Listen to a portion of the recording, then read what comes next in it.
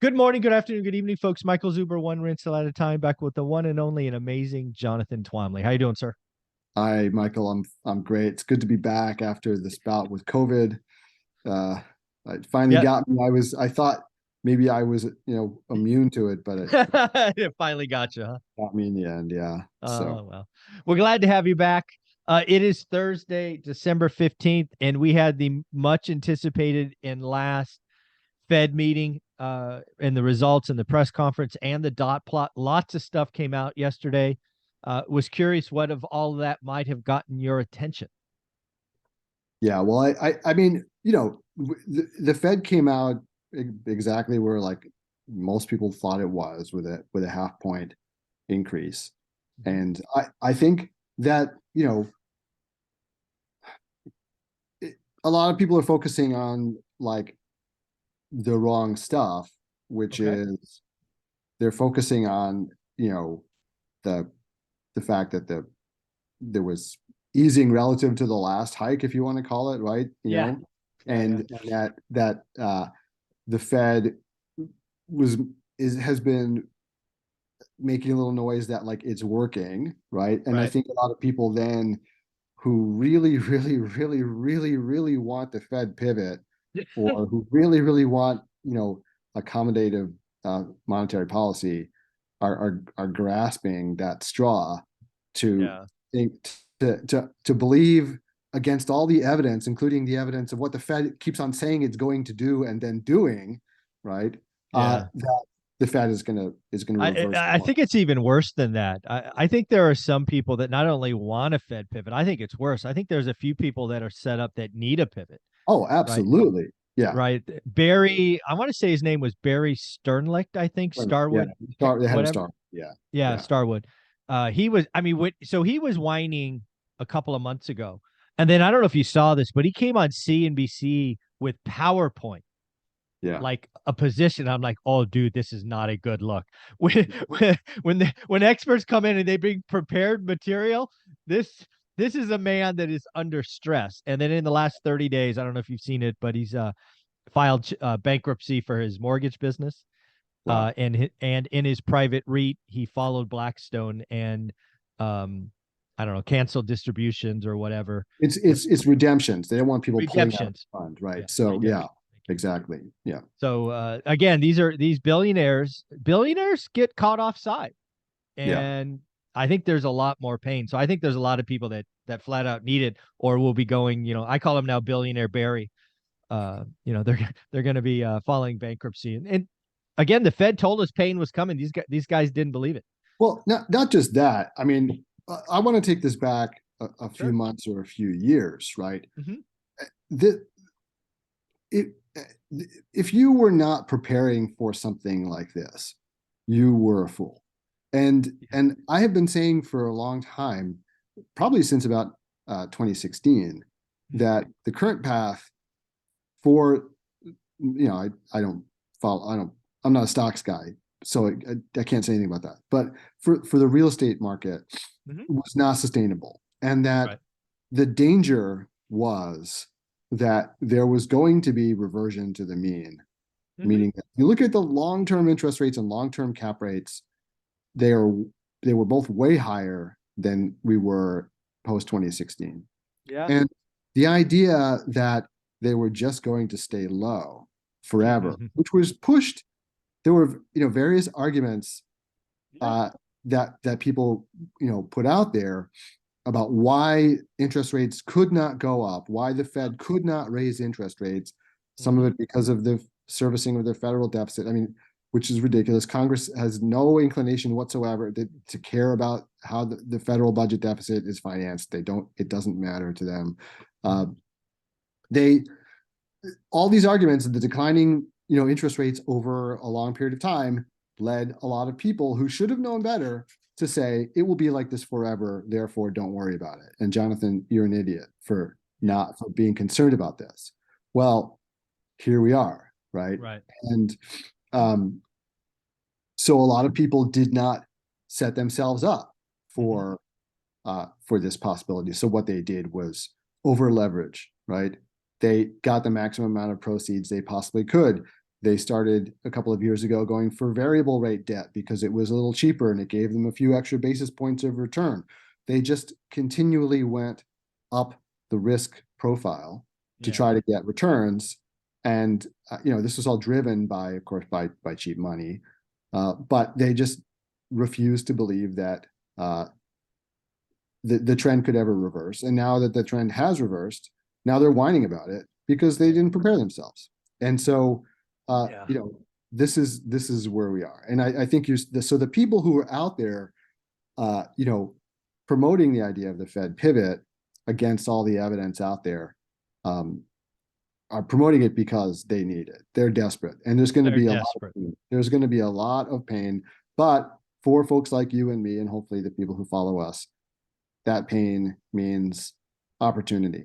And I don't actually feel all that bad about seizing that opportunity because those people should have known better, right? Oh, I know. Some of these. I sat on the sidelines for a long time because of this possibility and missed a lot of opportunity. I'm now damned happy that I'm not struggling with some of the issues that people are Yeah. struggling with now because I resisted the temptation. It was not easy, right? And people called me all kinds of names because Yeah. of the position I took. Yeah. But We are old and don't get it. Right. There's a yeah, new way, the new breed. Yeah. Like you, I sold an apartment building in late 2019 because I saw this setup coming. I thought a recession was on the cusp, if not already started. And, again, I think I've said this a couple of times. Cap rates for the kind of building I had at the time in my market kind of, I don't know what you want to call it, bottomed or whatever, usually around seven, was a mhm, seven cap. I sold it like a 5.2, 5.3. right. I was crazy. And Yeah. they went all the way to four. So I lost out on about a $500,000 because I sold early. But, and to your point, it's snapping back already. But again, this reversion to the mean, it would not shock me if that asset or an asset like it trades at a nine, Yeah. once all the Well, momentum builds. listen, I mean, there's when you talk about reversion to the mean, like you never go to the mean and then stop No, it there, always, set at the mean, yes, right? Like right. it's going to go past the mean and then it'll start trending back in the other direction. The mean is just, the long-term, Yeah, it's middle the, point, yeah, right? yeah.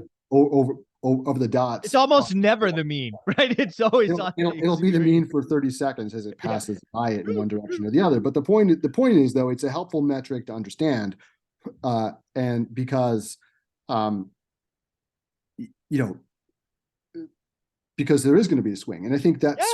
that swing is going to mean that in a couple of years' time, especially if we really do hit some kind of Yeah. recession, we're going to blow right past the mean, and Oh, it's going to be yeah. really, really good opportunity for buyers, for people who have cash. It's going to be harder to get financing, and frankly, a lot of if you're like me and you have uh, your syndicating deals, a lot of those investors are going to be skittish too. I mean, let's face it. Oh, there's going to be a lot. I mean, you and I, or at least I have. I'll say mine. I put it out there. I think there's a lot of LPs that lost their money already and don't even know it. Yes, yeah. I mean, and hopefully they will be lucky and they can kind of ride it out if their deals are structured well. They might have paper losses that they never have to realize, Yeah, but maybe. there's going to be some. The pain, as we've talked about many times, is going to come for the people who have debt that can't be refinanced, right? Yeah. At a rate that it makes sense to them, Yeah. right? So Yeah. I don't know if you saw this. There's a gentleman, I think you obviously know him. I think most people do. Ken McElroy, yeah, probably a name you're aware of. He had a video the other day talking to other apartment investors like himself, and he was talking to his buddies, and they were saying, "Hey, we're just pencils down," yeah, meaning they're not doing any deals because again, Ken, I can sort of see the pain in Ken's face, right? He took on a lot of value add projects.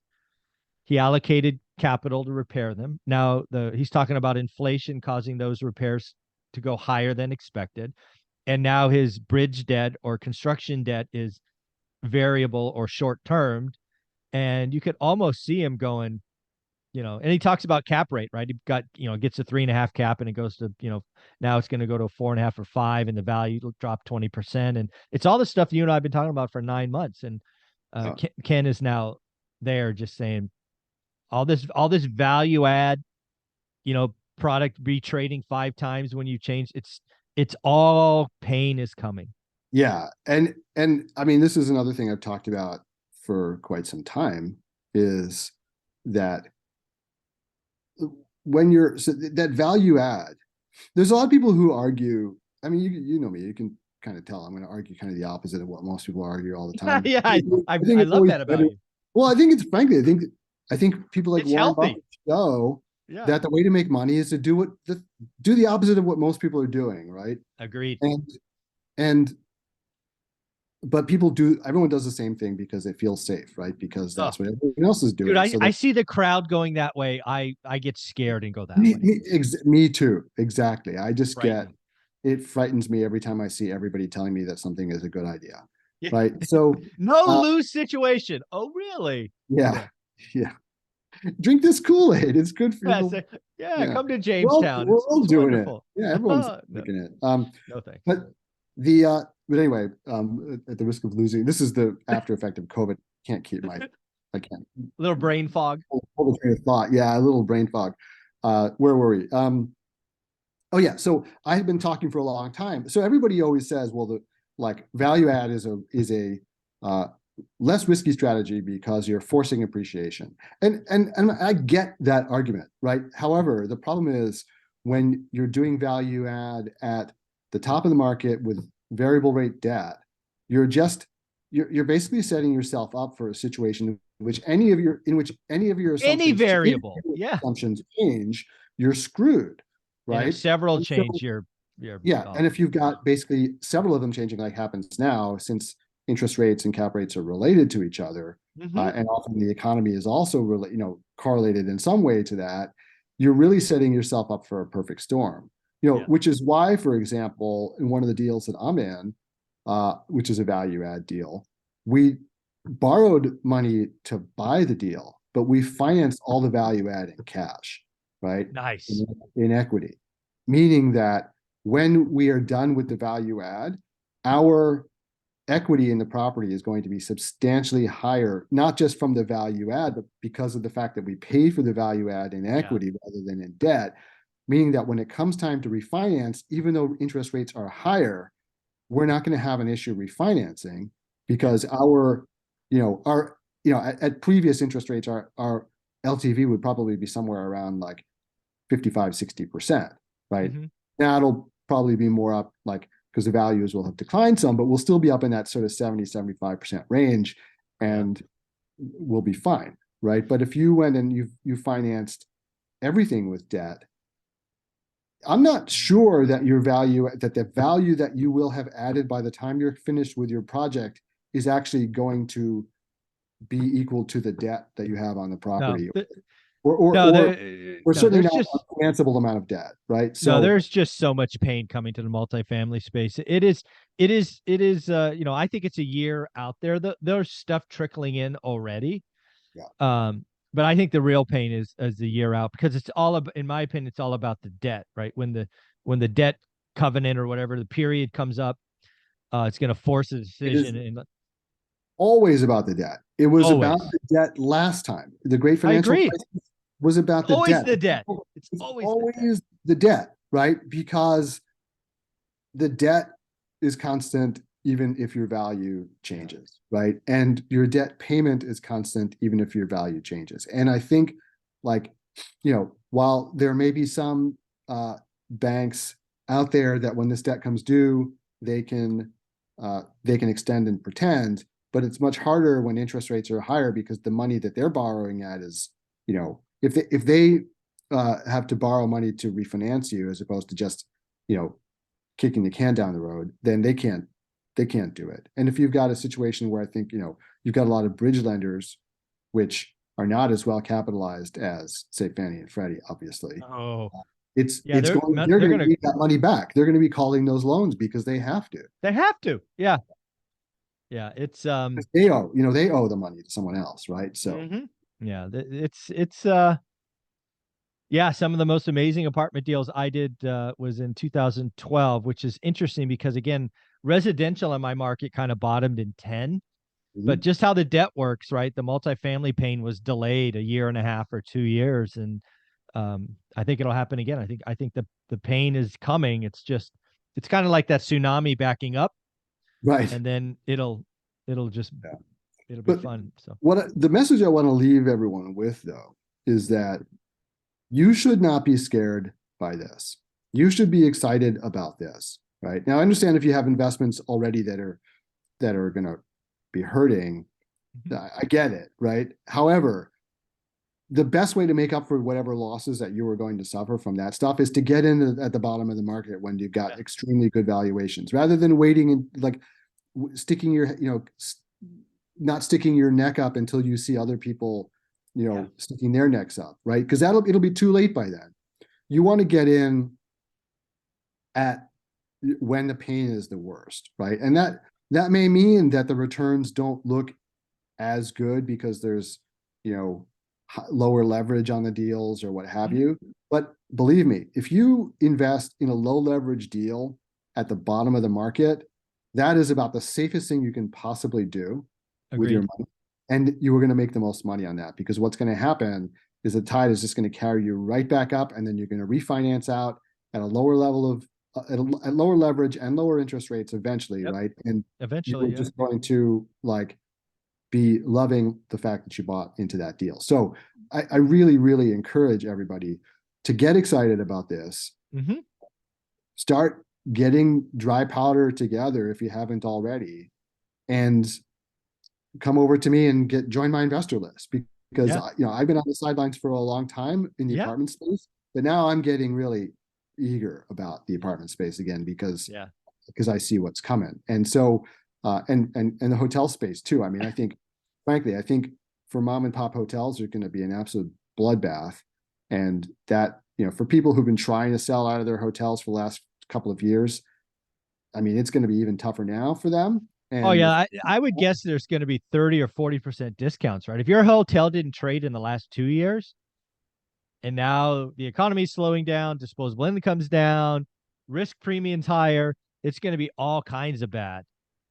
Yeah. For the non-branded mom and pop hotels. I think branded hotels are bigger. You've got institutional buyers who might be looking at that, but you've got, for the space that I'm looking at, I mean, I think there's going to be a huge amount of opportunity here. So, I'm excited as well. Yeah. Come join the list. I'm excited as well. I look forward to Olivia and I buying the biggest thing we've ever done in the next 18 to 24 months.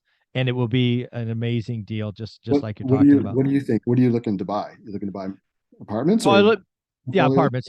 It'll be apartments, or it could be a portfolio, right? I've done that in the past. I bought 15 houses from a guy. I'll do whatever it is, but basically if it's a portfolio, it'll probably be led by seller financing.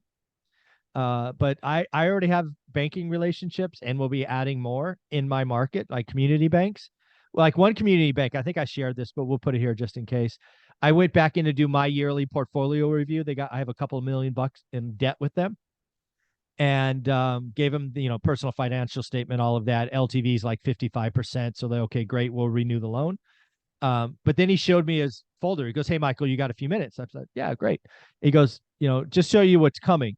We're only renewing half of our multifamily loans, right? Because they got a little too skewed, a little bit too much in the market. They need to back off." So again, there's a lot of pain coming. So yeah, if it's multifamily, hopefully it'll be the largest. But I wouldn't mind buying a portfolio. If you've got a banker who's willing to tell you that those loans are not getting renewed, I think that banker is willing to tell you, like, hey, which one? Yes. Which one do you want? Yeah, that's what that's what I'm working on. Exactly. Yeah. It's fun. So where would people reach out to get on your list, as I am? Because I think you're right. I'll be putting more money to work. I may be part of my first syndication with you in this environment. But it's going to be fun. A lot of opportunity. Yeah, if you want to get on my list, just Google Two Bridges Asset Management LLC, and you'll see the website pop up, and the investor page is there. Just fill it out, and we'll be in touch. There you go. Thanks, Jonathan. Absolutely.